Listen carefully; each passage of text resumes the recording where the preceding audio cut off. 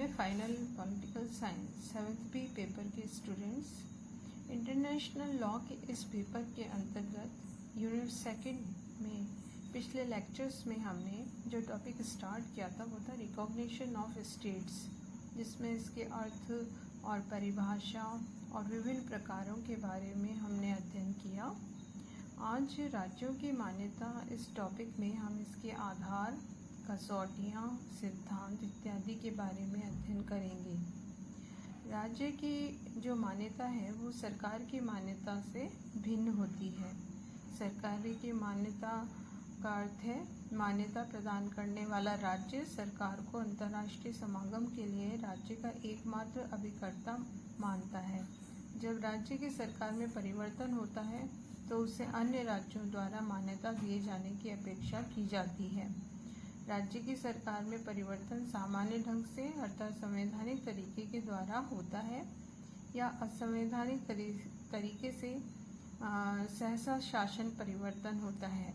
जब परिवर्तन संवैधानिक तरीके से होता है तो मान्यता का प्रश्न उत्पन्न नहीं होता, लेकिन मान्यता देना मात्र एक औपचारिकता होता है।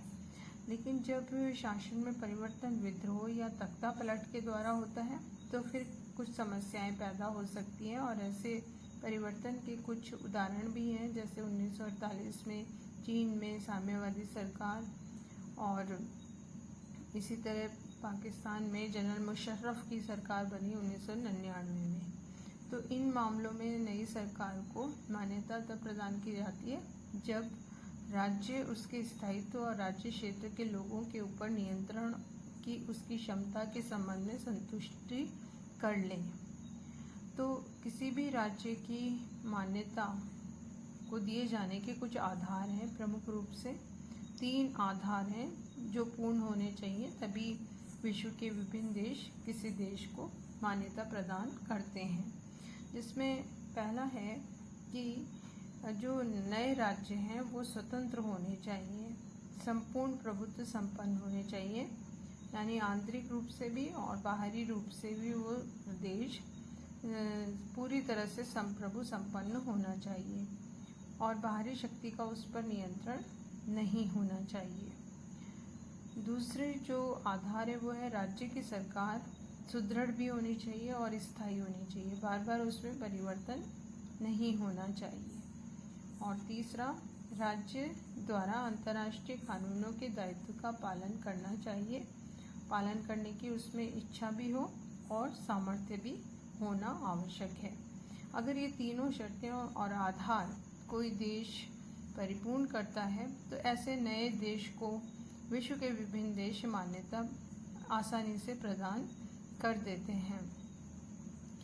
इसी तरह से अगर इसमें उदाहरण हम देखें तो पाकिस्तान ने बांग्लादेश की सरकार को लंबे समय तक इसलिए मान्यता प्रदान नहीं की थी क्योंकि उसमें वो राजनीतिक दृष्टि से विचार कर रहे थे, और अन्य देशों ने इसको मान्यता प्रदान कर दी थी।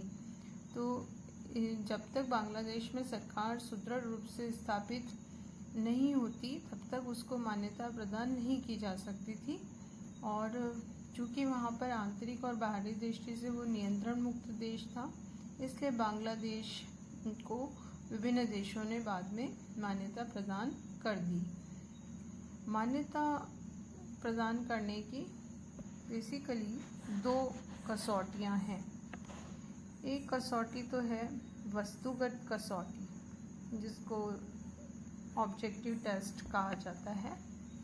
इससे अभिप्राय ये है कि किसी सरकार को मान्यता देने से पहले संबंधित सरकार की क्षमता को कुछ प्रश्नों की कसौटी पर कसकर देखा जाता है, जैसे कि क्या नई सरकार अपने देश के प्रशासन तंत्र पर नियंत्रण रख सकती है, क्या उसकी सत्ता का विरोध तो नहीं हो रहा, क्या उसको जनमत का समर्थन प्राप्त है। ऐसे अगर सभी प्रश्नों का सकारात्मक उत्तर मिल जाता है तो वो कसौटी पे सही खरा उतर जाता है देश, और उसको ऐसे प्रकार की कसौटी को वस्तुगत या ऑब्जेक्टिव टेस्ट के नाम से जाना जाता है। दूसरा जो कसौटी है वो है आत्मगत कसौटी या सब्जेक्टिव टेस्ट, कसौटी के आधार पर यह देखा जाता है कि सरकार अपने राज्य के अंतर्राष्ट्रीय कानूनी दायित्वों को पूरा करने की इच्छा रखती है या नहीं।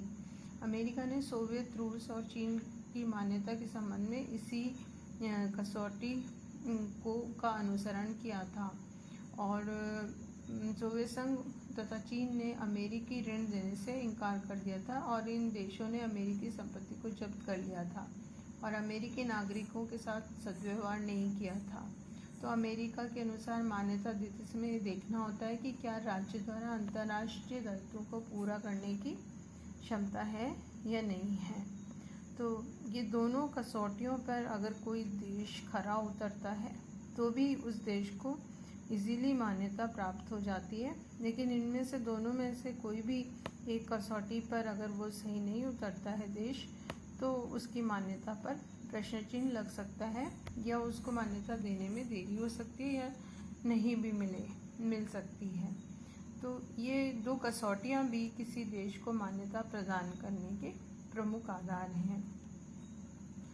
इसके साथ ही हम देखते हैं कि मान्यता न मिलने पर भी सरकार कायम तो रहती है और मान्यता न होने पर भी उसकी सत्ता स्वीकार की जाती है और ऐसे सरकार के कार्य इसलिए अवैध नहीं होते क्योंकि उसको मान्यता नहीं मिली भी। तो कई देशों में फिर भी वहाँ सरकारें चलती रहती हैं जिसको अंतर्राष्ट्रीय स्तर पर मान्यता नहीं भी मिली हो। निर्वासित सरकार ऐसे देश की सरकार होती है जिस पर आक्रमण करके दूसरे देश ने अधिकार कर लिया हो और यहाँ की सरकार उन देश में चली गई हो। इस प्रकार के उदाहरण द्वितीय विश्व युद्ध के समय काफ़ी रहे, जैसे पोलैंड में, नॉर्वे में, स्वीडन इत्यादि देशों में, और वहाँ पर निर्वासित सरकार के रूप में सरकारें चलती रहीं। तो निर्वासित सरकारें भी मान्यता प्राप्त कर लेती हैं और अपने देश को स्वतंत्र कराने के बाद स्वतंत्र सरकार भी वहाँ बन जाती हैं, किंतु यदि वे अपने प्रयास में सफल न हो सके तो उनकी मान्यता समाप्त भी हो सकती है। तो मान्यता के संदर्भ में निर्वासित सरकारों के रूप में भी हम उदाहरण देख सकते हैं। इसके बाद हम देखेंगे कि मान्यता के संबंध में जो प्रचलित सिद्धांत हैं वो कौन कौन से हैं। मान्यता के जो सिद्धांत हैं प्रमुख रूप से हम 4 तरह से इसको डिवाइड कर सकते हैं, जिसमें कि आधार बनाते हुए विभिन्न देशों की मान्यता को एक्सप्लेन किया जा सकता है। मान्यता के सिद्धांतों में पहला सिद्धांत है स्टिम्सन सिद्धांत। स्टिम्सन्स का डॉक्ट्रिन जो है उसमें अमेरिकी विदेश मंत्री थे जिनका नाम था स्टिम्सन, और ये सिद्धांत उन्होंने ही प्रस्तुत किया था और उसमें उन्होंने स्पष्ट किया था कि अंतर्राष्ट्रीय कानूनों को तोड़कर उत्पन्न की गई परिस्थितियों को मान्यता प्रदान करके वैध घोषित नहीं किया जा सकता। 1932 में जब जापान ने चीन के मंचूरिया प्रदेश को आक्रमण करके हड़प लिया था, तो स्टिम्सन ने ये सुझाव दिया था कि यदि जापान बलपूर्वक चीन के प्रदेश पर अधिकार जमाता है तो उसे मान्यता नहीं दी जानी चाहिए। राष्ट्रसंघ ने 11 मार्च 1932 को पास किए गए प्रस्ताव में इस सिद्धांत को स्वीकार किया था। दूसरा जो मान्यता का सिद्धांत है वो है टोवर सिद्धांत या टोवर डॉक्ट्रिन। 5 केंद्रीय अमेरिकी गणतंत्रों ने 1907 और 1923 में एक संधि की थी जिसमें इक्वेडर के विदेश मंत्री टोवर द्वारा प्रतिपादित तथाकथित टोवर सिद्धांत को उन्होंने अभिव्यक्त किया था और उसमें उन्होंने क्रांतिकारी उपायों के द्वारा अस्तित्व में आने वाली किसी सरकार को मान्यता न प्रदान करने के लिए स्वयं को बाध्य किया था। तो इसके आधार पर ये जो नाम पड़ा विदेश मंत्री के नाम पर वो था टोवर सिद्धांत। एक और जो सिद्धांत है वो है एक्स्ट्रेडा सिद्धांत या द एक्स्ट्रेडा डॉक्ट्रिन। इस सिद्धांत के जो प्रतिपादक थे वो मेक्सिको के विदेश मंत्री थे जिनका नाम था एक्स्ट्रेडा। उन्होंने ये प्रतिपादित किया था और राज्यों की मान्यता देने की प्रथा बिल्कुल समाप्त कर दी जाए, इस बात को उन्होंने इसमें प्रमुखता दी। उनके अनुसार मेक्सिको भविष्य में षड्यंत्र और क्रांति के द्वारा किसी देश की सरकार में परिवर्तन आने पर कोई मान्यता प्रदान नहीं करेगा, और उन्होंने 1930 में यह सिद्धांत घोषित किया। राजनीतिक संबंध स्थापित करने के मामले में मेक्सिको सरकार अपने को स्वतंत्र मानती है और तथ्यों और परिस्थितियों के आधार पर वो स्वयं अपने निर्णय लेती है। मेक्सिको सरकार ये मानती है कि किसी देश में यदि क्रांति हो जाए, वहाँ पर क्रांतिकारी सरकार का प्रभाव है, तो उस नई सरकार के साथ राजनीतिक संबंध स्थापित वो कर सकती है। मान्यता देने का ये एकदम नया सिद्धांत प्रचलित उन्होंने किया, और ये मान लिया जाता है कि किसी विदेशी राज्य की कानूनी स्थिति का निर्णय दूसरा राज्य करे।